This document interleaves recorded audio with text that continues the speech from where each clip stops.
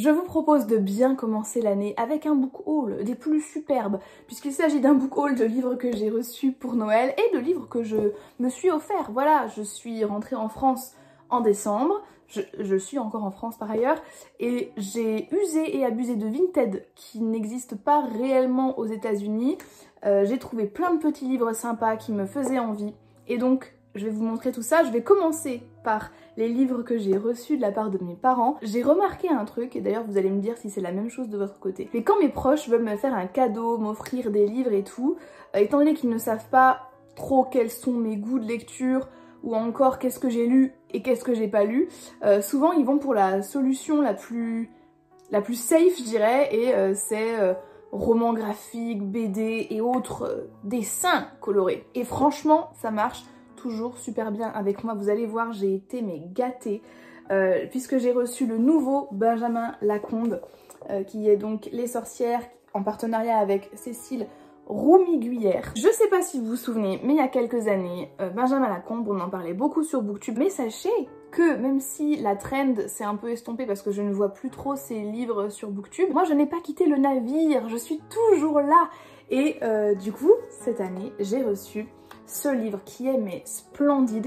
Alors, pour être tout à fait honnête, je ne demande pas tous les livres de Benjamin Lacombe, mais j'ai quand même une assez grosse collection dans ma bibliothèque avec toute une étagère rien que pour ces livres. Mais celui-là, clairement, je ne voulais pas passer à côté. Je le trouve mais divin, avec une réelle qualité de papier, un travail éditorial sans pareil.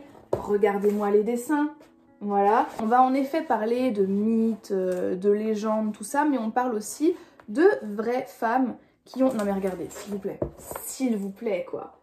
Les palettes de couleurs, non mais sublime. Donc je disais, on va parler de contes et de légendes bien connus dans les différentes cultures, mais on parle aussi de personnages historiques. On va parler de Frida Kahlo, on parle de Jeanne d'Arc, hein, une sorte d'hommage aux femmes. Je le vois un peu comme ça ce livre. Et je le trouve absolument magnifique. Je prendrai le temps de le lire certainement cet été. Non mais voilà, écoutez, promis c'est le dernier que je vous montre, mais s'il vous plaît.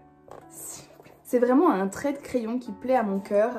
Tout ce qu'il fait se transforme en or, lui totalement. Enfin un artiste vraiment incroyable. Et donc voilà, je suis très contente de pouvoir l'ajouter à ma collection. Toujours dans le thème sorcière, décidément mes parents me connaissent bien. J'ai reçu la pâtisserie des sorciers et autres desserts fantastique. Regardez, regardez-moi ça comme il est beau. Alors il faut savoir que j'adore cuisiner, j'adore faire la pâtisserie également et j'aime beaucoup tester des recettes. Enfin moi limite TikTok, parce que j'utilise TikTok assez quotidiennement, c'est juste pour ça, c'est pour pouvoir trouver des recettes, les enregistrer, les écrire dans mon carnet de recettes.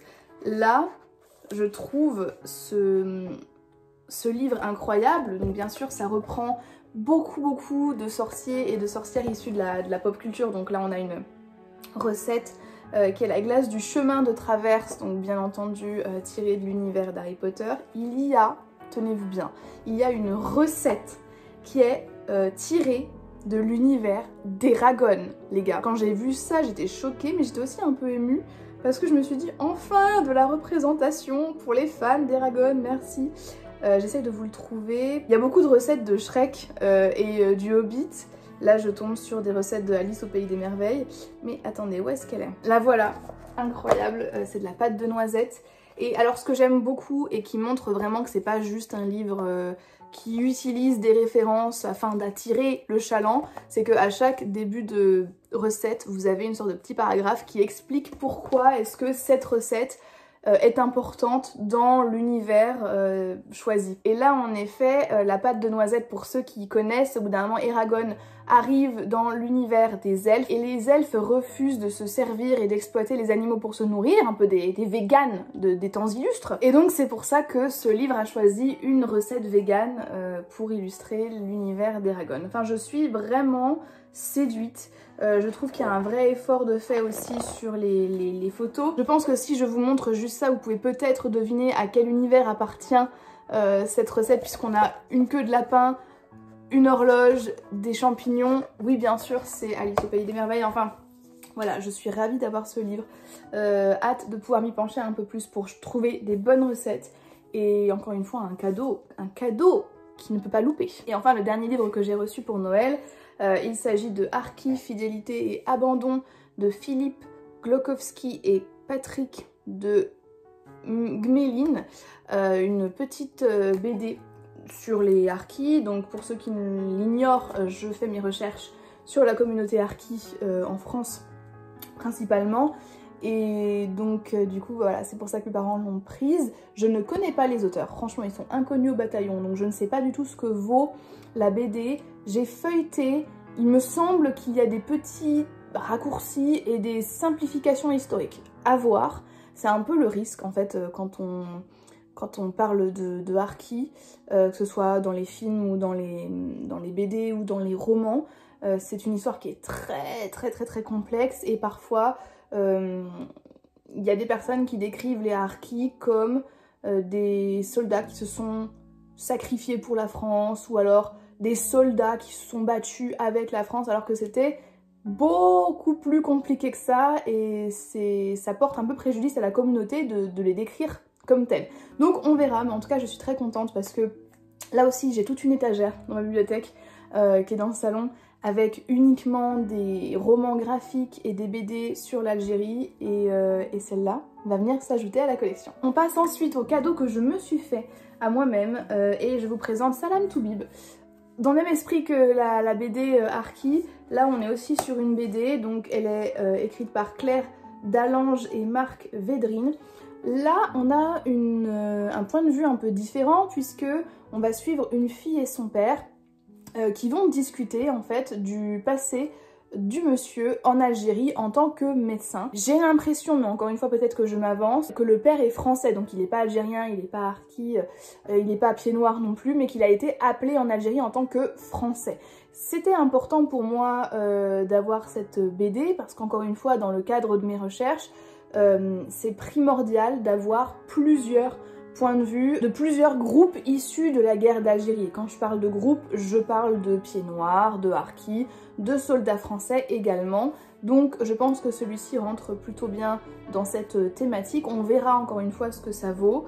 J'adore, je vous avoue que à chaque fois que je lis des choses sur la guerre d'Algérie et tout, j'ai atteint tellement un niveau de connaissances plutôt pas trop mal en la matière que du coup je peux me permettre d'avoir vraiment un regard critique sur les choses et clairement je ne suis pas peu fière. C'est pour ça que je peux aussi vous dire avec confiance que quand je dis que quelque chose simplifie l'histoire ou fait des raccourcis, faites-moi confiance. Bref, ensuite en lecture un peu plus un roman et un peu plus fantastique, j'ai bien entendu acheter le tome 2 de Grisha. Si vous n'avez pas vu mon top de l'année 2022, je vous conseille d'aller le voir. Mais le tome 1 était en très bonne position, j'ai adoré, j'ai eu un coup de cœur pour le tome 1. Le but c'est de regarder la série avec Marion de l'Instagram Marion Reading Books. Donc c'est pour ça que j'essaye de lire le tome 2 avant d'aller chez elle puisque je vais chez elle dans moins d'une semaine là. Je suis donc en train de le lire, pour le moment ça me parle énormément, je suis toujours embarquée dans cet univers, j'aime toujours autant. Et en plus, ce qui ne gâche rien, je trouve les éditions poche très belles, enfin poche, oui livre de poche très belles, je sais pas ce que vous en pensez. En autre acquisition que j'ai faite, en fait Grisha m'a tellement embarquée, m'a tellement fascinée que je me suis relancée dans la fantasy. Ça faisait très longtemps que j'avais pas lu de fantasy et donc c'est pour ça que j'ai décidé d'acheter ces livres. Le premier c'est Déraciné de Naomi Novik. Je ne sais pas si vous le connaissez, je ne sais même pas s'il est connu sur les réseaux ou autres, mais en fait sur Insta j'ai vu une pote à moi qui en faisait la chronique et j'avoue que l'histoire m'a un peu intéressée puisque on va suivre un village, le village de Dvernik, qui est encerclé par des bois dans lequel se trouve un dragon qui est en réalité un magicien qui protège le village, mais avec une contrepartie puisque à chaque génération, le dragon, donc le magicien, demande, réclame la fille la plus belle du village. La femme disparaît ensuite dans les bois et on n'en entend plus jamais parler, c'est un peu le deal qu'il y a entre ce magicien et ce village. Ça fait d'ailleurs penser au film Le Chaperon Rouge avec Amanda Seyfried, que j'adore et que je regarde d'ailleurs tous les ans à Halloween, parce que j'aime trop l'ambiance et que cette actrice, mais vraiment c'est ma queen. On va suivre une protagoniste, j'ai l'impression qu'il va lui arriver des bricoles, on verra bien, ça reste quand même une pavasse, hein. C'est un livre qui fait 500 pages. Lui, je vais l'emmener avec moi aux États-Unis par exemple, parce que je suis très curieuse de découvrir cette histoire, voir si on part dans la même direction justement que le film dont je viens de vous parler. Et en plus, je trouve aussi que la couverture est très mignonne. Je l'ai pas payé cher sur Vinted. J'adore Vinted. Franchement, on fait des deals de ouf. Et d'ailleurs, ce livre-là, je l'ai également trouvé sur Vinted. Il s'agit des voleurs de fumée que peut-être vous connaissez, peut-être que vous l'avez déjà vu passer sur Booktube, de Sally Green. Moi, j'ai décidé de l'acheter, surtout à la suite d'une vidéo de Nina Quill. Elle le décrit comme du Game of Thrones Young Adult. N'hésitez pas à me dire si vous l'avez vu, qu'est-ce que vous en avez pensé et si vous êtes d'accord avec cette définition-là. Moi, ça a fini de me convaincre. Comme je vous l'ai dit, là, je suis vraiment dans un mood fantasy, fantastique. Et Game of Thrones, je n'ai ni vu la série, ni lu les livres parce que je trouve ça beaucoup trop violent, en tout cas pour moi. Et si on part sur un degré en dessous, je pense clairement que ça peut me plaire. En tout cas, voilà, je pense que ça aussi, le fait qu'il y ait plusieurs personnages, ça m'a aussi convaincue. Il est écrit une princesse, un soldat, une chasseuse, un traître, un voleur. Voilà, il y a à boire et à manger, clairement, je pense que ça va me plaire. Et enfin, le dernier livre que je me suis acheté, là pour le coup, c'est à l'opposé de mes goûts, mais vous allez comprendre pourquoi. Il s'agit de La Sphère de Alexiane de Lys. Jamais, au grand jamais, je n'aurais acheté ce livre par moi-même.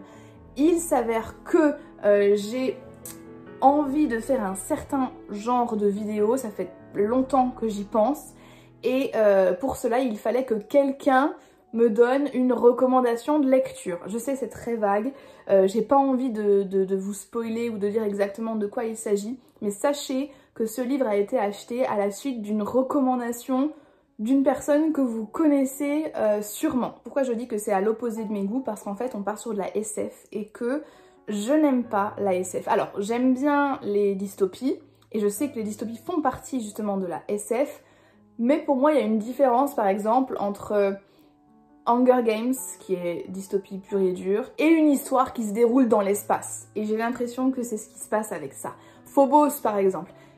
Ça m'intéresse pas, moi, les histoires qui se passent dans l'espace. Mais, comme vous avez peut-être pu le comprendre, avec mes nombreuses vidéos, je teste de la romance, je teste des romances de Noël pendant 2 mois, bref, je suis toujours ouverte aux nouvelles découvertes, et donc ça en fera partie.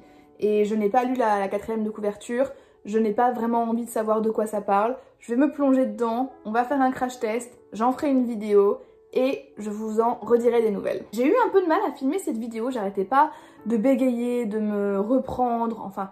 Bref, en plus là je suis un peu à la bourre, il faut que je parte. J'ai été énormément gâtée, je suis très reconnaissante. N'hésitez pas à me dire ce que vous avez eu pour Noël, qu'est-ce que vous vous êtes offert, qu'est-ce que vous avez reçu. Je veux tout savoir. Encore une fois, merci d'avoir regardé cette vidéo jusqu'à la fin. Et je vous dis à très bientôt dans une prochaine vidéo. Bye bye.